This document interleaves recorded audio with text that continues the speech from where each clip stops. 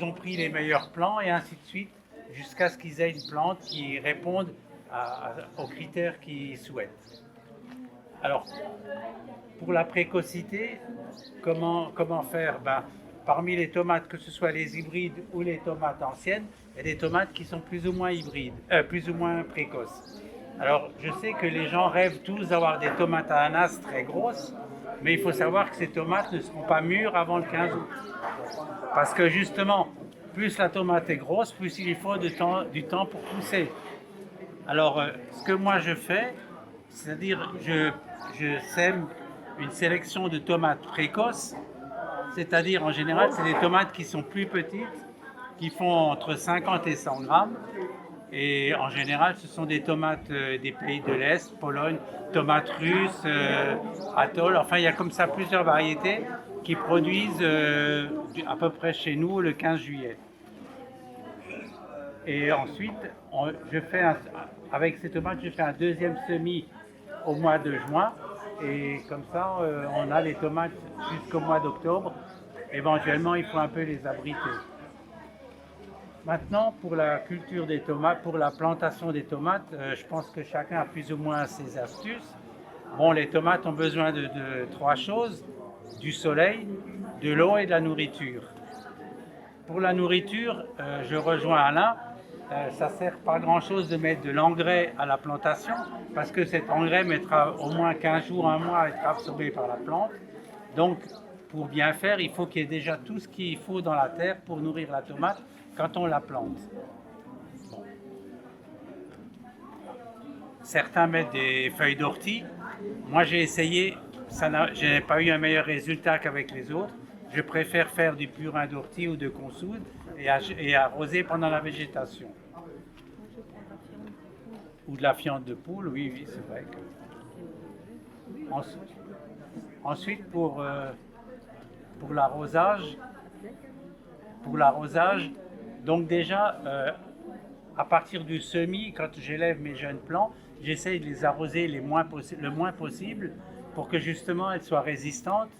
Et bien sûr, on les sort la journée, même en ce moment, pour qu'elles s'endurcissent.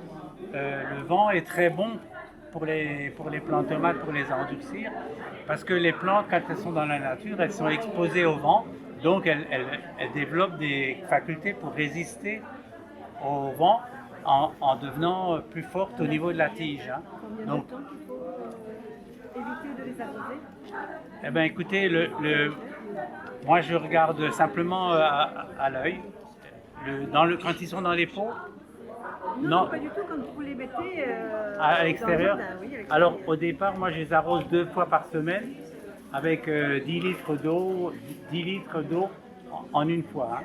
Il vaut mieux les arroser moins souvent avec une plus grande quantité d'eau.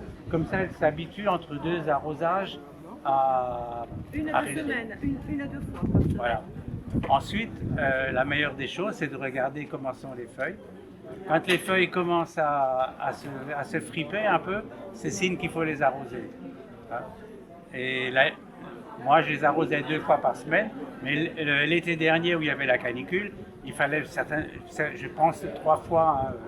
Donc il faut un peu augmenter les arrosages en fonction de la température et du paillage qu'on fait. Si on paille les tomates, évidemment, elles resteront plus longtemps avant d'être assoiffées. Quoi. Ensuite, ce qui est important, c'est le soleil. Donc, il faut une bonne exposition. Et l'année dernière, j'ai donné des plants de tomates à quelqu'un de ma famille, les a mis le long d'un mur. Il a eu une récolte comme j'ai jamais vu. Pourtant, c'était mes plants. Bon, vous me direz, je ne peux pas les mettre tous les ans à la même place. Ben, moi, je vous dis si. Je mets mes tomates, ça fait 10 ans que je les mets au même endroit.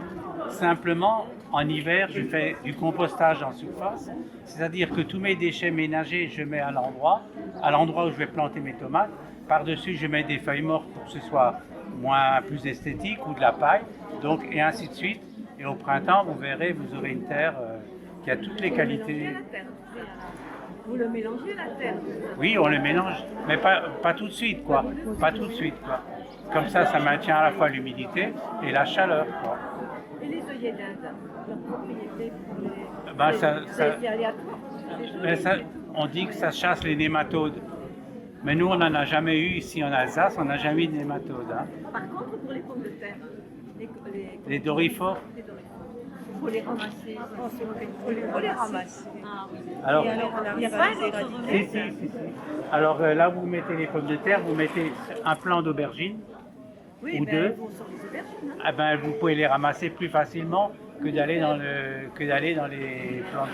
plants de pommes de terre. Hein. C'est plus facile pour les piéger. Des patates pour aller dans les aubergines. Voilà.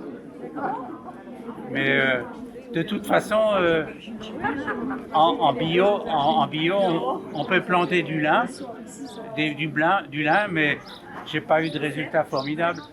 La meilleure chose à faire, c'est de ramasser manuellement les dorifores. Hein. C'est la seule chose. Et alors, elle met. Eh ben voilà, tu mets les feuilles et